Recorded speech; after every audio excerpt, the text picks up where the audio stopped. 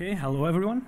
So you may have already heard about our work under the name RC4 No More, and which is the name we gave to one of the attacks I will about to present. And we did that to publicize the work a bit and to really try to tell people that you should no longer be using RC4. So first I'm going to give a quick background on RC4. It is a stream cipher, and its description is actually very simple and short, which makes it quite an intriguing algorithm for many people. It is used in various situations. For example, it is used to protect wireless networks, such as in the web and WPA-TKIP protocol. It is also used in several cipher suites in SSL and TLS. And it is also used to protect certain end-to-end encryption protocols, and in several other situations as well.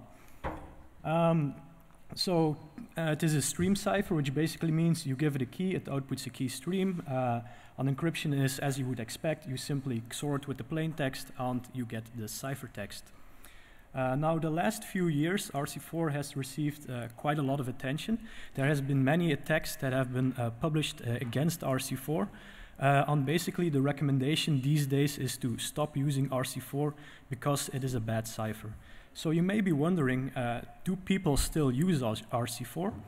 And to answer that question, we look at data of the ICSI notary, and they are able to monitor a large number of TLS connections. And we can see that around the first time an attack against RC4 and TLS was published, almost half of all the TLS connections used RC4. If we fast forward 2 years, we see that this number is still around 30%, which is still very high. There is also a bit of a good news. If we look at the last few months, it has actually decreased by quite a lot, so that's good news. On the other hand, this 13% is, in my opinion, still quite high. Additionally, these statistics are actually not perfect because they do not take into account RC4 fallback. Now, what do I mean with RC4 fallback? Basically, your browser, if you have a modern browser and it tries to connect to a HTTPS web server, it will initially say, I don't support RC4, so don't use it. And if you're connecting to a modern server, this is no problem. The server will select a decent algorithm and everything is fine. However, in case the server is badly configured or it's an old one, it will say, no, I really want to use RC4, so this handshake will fail. And what your browser does then, depending on its settings, but common these days, is that it will simply fall back to using RC4 again. And this does not actually provide any security, because this handshake failed message can be forged by an attacker. However, this does pose a problem to us, because this 13 estimate is actually only a lower bound if you take this into account. Because while 13% of connections use RC4, a number of these other connections can be attacked using this method, so they are also vulnerable to the attacks we will present. However, we have no idea how many connections are vulnerable, and that's the reason why this 13% is considered to be a lower bound on the number of connections that are vulnerable. Our goal of the paper is basically to really try to kill off RC4 and show that you should no longer do that. And we will try to convince you of that by exploring several areas. First, we will present and search for new biases in the RC4 keystream. Then we will improve plaintext recovery methods, and we will apply these methods to break both WPA-TKIP and also to attack HTTPS, where we will try to decrypt a secure cookie. So let's get started with the first part, searching for new biases. I'm first going to introduce a few existing biases, which are quite well known. I think the most famous one is the bias at keystream position 2, where Mantin and Shamir have found that the value 0 is actually twice as likely to occur. And you can even see that these other values in the keystream, they are also clearly not uniform, because if it were uniform, you would see a horizontal line, which is really not the case. And we can do the same thing for the keystream byte 1. And here we see a very strange sine-like graph. And again, we can see that this is clearly not uniform. And we can actually do this for all bytes in the keystream, which was done in previous work, and they basically found that all the initial 256 bytes are non-uniform. Now, these kind of biases, where one keystream byte is not uniform, generally only occur in the initial keystream bytes, and we call these short-term biases. In contrast, we also have so-called long-term biases that keep occurring throughout whole the keystream. One example was found by Fluor-McGrew in 2000, and they found that if you look at consecutive keystream bytes, that certain value pairs occur more often than uniform.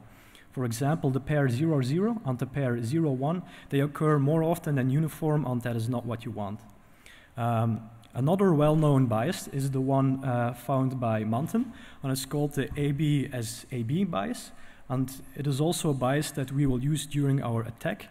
And basically, this bias states that if you have two keystream values that appear in the keystream, these are likely to reappear at some future point in the keystream. So you have two values, you have a gap which can be 0, and then they occur again more often than uniform. And this bias actually decreases in strength if this gap grows larger. So what do we want to do now?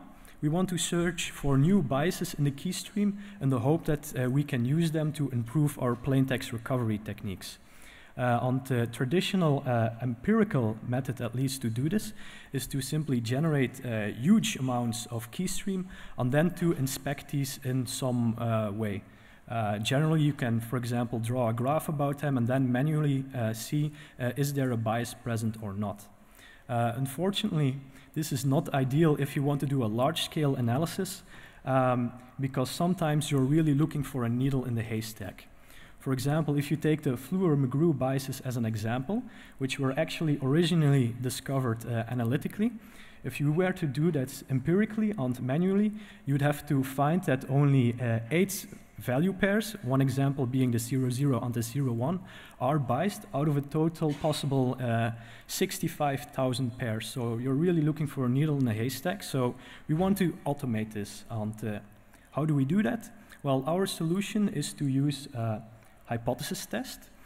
So basically, our null hypothesis will be that there is no bias present, and for example, that the keystream byte is uniformly distributed. And if we then reject the null hypothesis, we know that a bias has been found. And we will actually use this to search for two types of biases. We will first search whether one single keystream byte is not uniformly distributed. And to do this, we use the chi-square test. And we will also look for a second type of bias, and that is to see if two keystream bytes are correlated. And to test for that, we will use the M-test by Fuchs and Kenneth. Now, this is a relatively unknown test, but the reason we use this is because it is very good to detect outliers. In other words, this is very good to detect these needles in the haystack that I just mentioned. And using this approach, we were able to do a large-scale search for new biases in the keystream, and we actually found quite a lot of new ones. For example, one of the things we found is that even after position 256 in the keystream, these keystream bytes are still clearly not uniformly distributed. You can see a few other examples here. But I do have to remark that while this graph is not uniform, we have zoomed in quite a bit because if you go at this late position in the keystream, this bias is actually not that strong, so it's not that useful in attacks. Another bias we have found is not a short-term one like this one, but a long-term one that keeps occurring throughout the whole RC4 keystream. And to explain this bias, you have to imagine that the RC4 keystream is basically split up into blocks of 256 bytes. And if you then look at one individual block and you take the first and third keystream byte, you will notice that these are more likely to contain the values 0 and 128. So we've actually found a lot more biases than these. An interesting example is that the first 2 keystream bytes leak quite a lot of information. Unfortunately, I don't have the time to discuss them all, so if you want to see all the biases, I will have to refer you to the paper. Okay, so now that we have that covered, we will explain how we can use these biases to decrypt plain text. And we will actually use the existing plain text attack of Alfredan et al. In 2013, and we will improve that attack. So I'm first going to explain the attack that they used. And essentially what they did is they assumed that the same plain text, which is illustrated here, is encrypted in multiple messages. And what you can do then is you can collect these ciphertext distributions of all these encrypted plain text, essentially. And now the question is, how do we turn this ciphertext distribution into a guess for the plain text? Well, we sort of work the other way around. We're actually first going to guess the value of the plain text, and this induces a certain keystream distribution required to observe these statistics that essentially we captured. And then we try to verify this guess. How do we verify this guess? We compare the induced keystream distribution with the real RC4 distribution that we know. And if they are closely matching, we know that this is very likely the correct plain text. To illustrate this, let's say you have captured the following ciphertext distribution at keystream byte 1. My question is now, which plaintext byte is encrypted here? So let's find out. For reference, this is the RC4 keystream distribution at this position.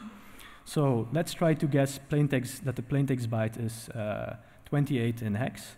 You can see here in black is the induced keystream distribution if this would have been the plaintext byte.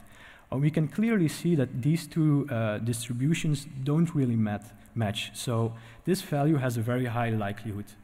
On the other hand, if we try a different value, we can see that the match is much better. However, a few points are still off.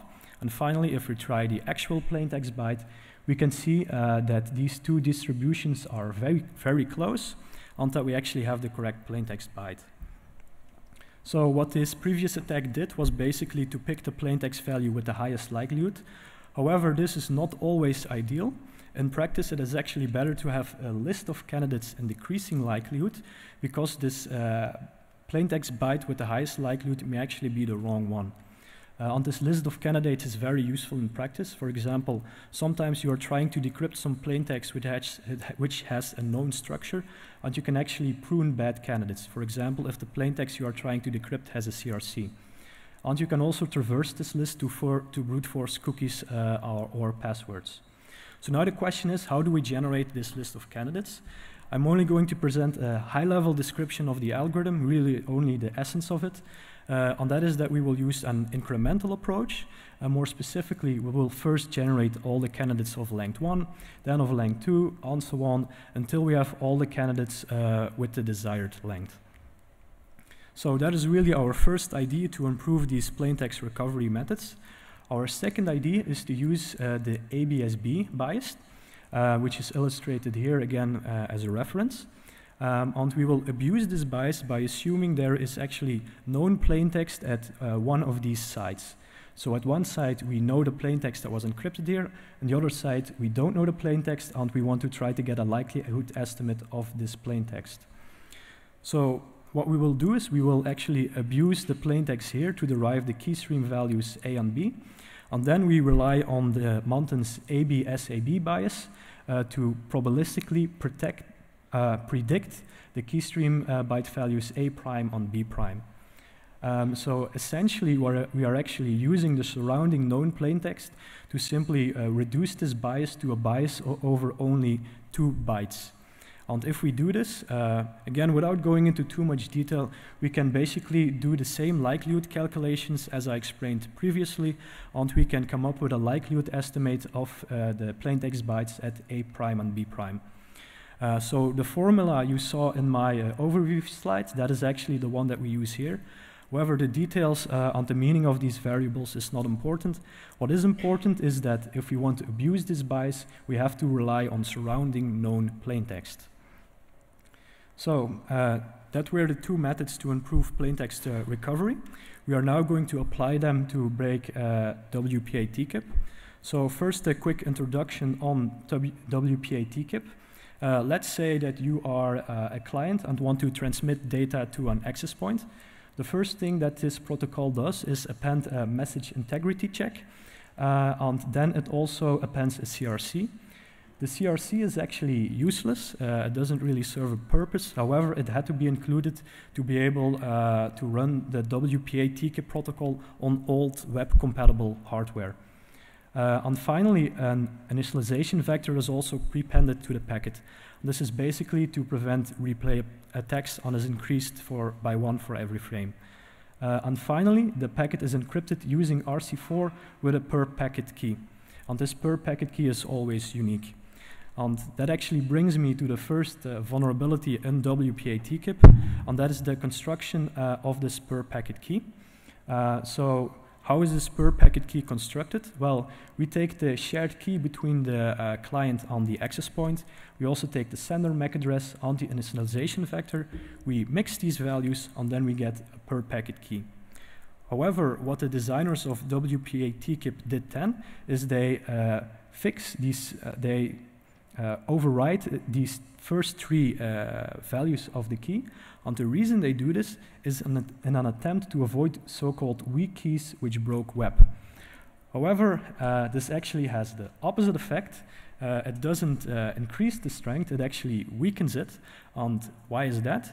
That is because this initialization vector is publicly known, so an attacker knows these values, which in turn means that the attacker also knows the first two keystream, the first 3 bytes of the per packet key. And it has been shown in previous works that knowing these first 3 bytes of the packet key can actually be used to improve the attacks because they induce IV-dependent biases into the keystream. So that is the first flaw we will abuse. The second flaw in WPA-TKIP is that this message integrity code is rather weak. And what I mean with that is if you're able to obtain the decrypted data on the MIC field, you can actually very efficiently reverse the algorithm and reveal the MIC key. And this is exactly what we will try to do in our attack. We will try to, by the way, if you have this MIC key, we have shown in previous work that this MIC key alone is sufficient to inject and decrypt a few packets. So as I was saying, our goal is now to decrypt both the data and the MIC field using these RC4 biases. Now, as I explained previously, in order to execute these attacks, we need to repeatedly encrypt the exact same plaintext, which here means we will need to generate identical packets, because if even just 1 bit in this packet changes, then also the message integrity code will also completely change, and the CRC code will also change, and that is not what we want. So how can we inject identical packets into a wireless network? Well, we basically assume that the victim somehow connects to a malicious server under control of the attacker. This can be done using social engineering or vulnerabilities in some kind of web application. There are quite a lot of possibilities. And what the attacker can then do is once a TCP connection is opened to his server, is basically constantly retransmit the same TCP packet. And because TCP retransmissions are a valid protocol behavior, this would also not be blocked by a firewall which could be near the victim. So once we have captured all these injected packets, we can use our IV-dependent biases to construct a list of plaintext candidates. So essentially, we are generating candidates for the data and MIC field and also for the CRC field. And we can then actually prune bad candidates by recalculating the CRC ourselves and checking is it correct or not. And this quite drastically improves the probability of correctly decrypting whole this part. So we have done simulations to see how well this works. And if we generate around 2 to the power 30 candidates, you will see that we only need to encrypt roughly 2 to the power 24 packets to be able to correctly decrypt this packet and then derive the MIC key. So if we then try to execute this in practice, we can see that at least in our setup, we can generate 2,500 packets per second, meaning we can actually execute this attack within only 1 hour. And we actually tried to execute this attack in our lab, and everything worked, and we successfully recovered the MIC key. So we have sort of broken WPA-TKIP, and now let's move on to breaking HTTPS. So first and for all, a very quick introduction to TLS. Basically, you first have a handshake protocol which negotiates the key to be used, and then we have the record protocol which will actually encrypt our data. We will focus on the record protocol, assuming that RC4 has been selected as a cipher. So what previous attacks basically did is they used the plaintext recovery techniques that I explained previously, and they only used the Fluor-McGrew biases in order to perform these attacks. We extend these attacks by using also the ABSAB biases and also again generating a list of candidates. The requirement to use this ABSAB bias, as I previously mentioned, is that the plaintext we are targeting must be surrounded by known plaintext which we can predict. And how do we do that? Well, we want to decrypt this cookie, so the other unknown cookies around this cookie that we want to decrypt have to be removed, and then we inject other cookies around it, so this, the authentication cookie is completely surrounded by known plaintext. To illustrate this, let's say you have the following HTTP request. Here you have the cookie that we want to target. As you can see, the surrounding cookies that were unknown has been removed. There are no question marks. We have injected a cookie to assure that it is surrounded by known plaintext at both sides. And even these headers in front of the HTTP request, these are quite predictable. So now the question is, how do we actually manipulate these secure cookies? How can we remove them? Well, we can't remove them if the client uses HTTPS connection, because that's still quite secure and we can mess with it. However, if we can induce the victim into connecting to a subdomain which does not use HTTPS, we can actually manipulate these secure cookies over this insecure connection. In particular, we can remove and inject secure cookies. So with this preparation done, so the HTTP request of the victim is now in this layout, we can actually execute the attack. So the first thing we will do is when the victim visits any unencrypted website, we will use our man-in-the-middle position to inject JavaScript code into this website. And what will that JavaScript code do? It will generate a very high number of requests in order to, so we can actually capture enough ciphertext, essentially. And when we simply monitor that ciphertext request, it is actually very important that these connections that the client uses rely on a keep alive connection. And this is because otherwise a new TLS collection would be created for every single request that is made, and the overhead of the handshake in TLS would really slow down the attack. So it's important that one connection is used to basically transmit multiple HTTPS requests so we can generate enough traffic fast enough. And finally, we will use our plaintext recovery technique to generate a list of candidates for this cookie. And we basically brute force the cookie based on this list. So if we simulate this attack and we try to brute force the cookie using at most 2 to the power 23 candidates, we will see that we have quite high success rates. Once we are at position, once we have roughly, it's 2 to the power 31 keystreams. You can see then we have more than 90% success rate. On the other hand, if we had only used one candidate, so if we wouldn't be brute forcing the cookie, at this point we would only be at around a success rate of 20%. So really generating this list of candidates really pays off. So okay, I'm going to show a quick demo of how this works.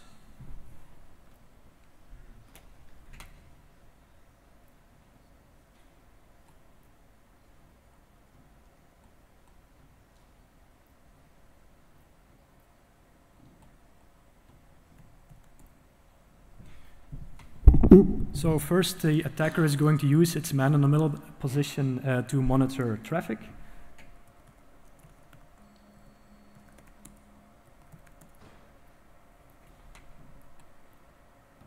And you have to imagine that this is the website that the user visits, which contains the malicious JavaScript code.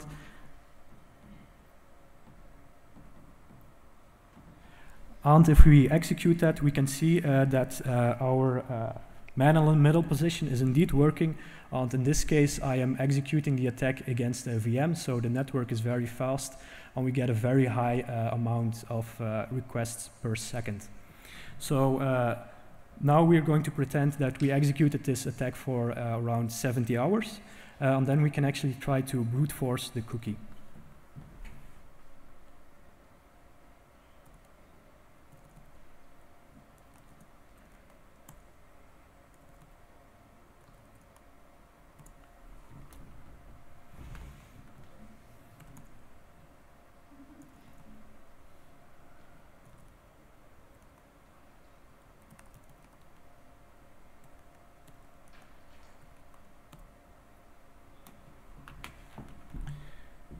So hopefully this will work.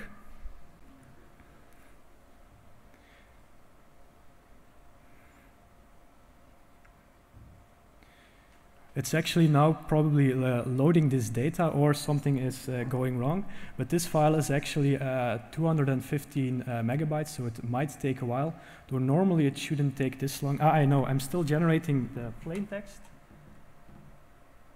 which really slows down everything. So normally it should go faster now. And if that doesn't work, you can also always visit the website RC4 No More, where I actually recorded a demo of this in case of a backup. You can see it is working, it's just taking a while. Now, yes, you can see it's generating all the candidates, and now it's traversing this candidate list, and it's trying each individual cookie. And when it finds the correct cookie, it will notify the user, and indeed, we have the correct cookie. So the attack succeeded.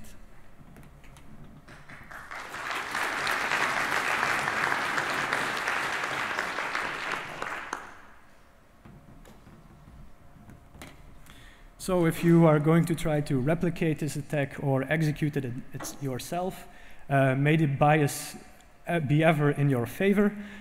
And if you have any questions, feel free to ask.